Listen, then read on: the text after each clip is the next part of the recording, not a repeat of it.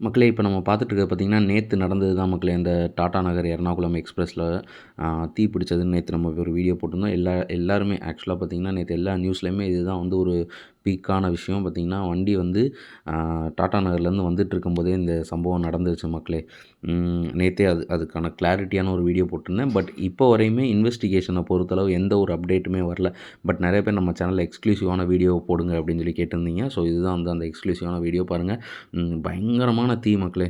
பயங்கரமான தீ. அந்த தீ பத்தி எரியும்போது மேல பார்த்தீங்கன்னா, மேல அந்த எலக்ட்ரிக் ஒயர் இருக்கும் பார்த்தீங்களா? அந்த எலக்ட்ரிக் ஒயர்ல பட்டு தீ வந்து இன்னும் தான் அதிகமானுச்சே தவிர, அது கம்மியா ஆகல.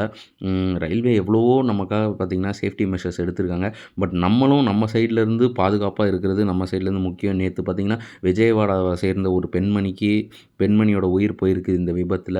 ஆம் இது வந்து ரொம்பயுமே ஒரு கஷ்டமான ஒரு விஷயமா தான் இப்ப கருதப்படுது. பட் சீக்கிரமா இதுக்கான இன்வெஸ்டிகேஷன் நடத்தி அதுக்கான ரிப்போர்ட்ஸை ப்ரொவைட் பண்ணுறதாக வந்து சொல்லியிருக்காங்க.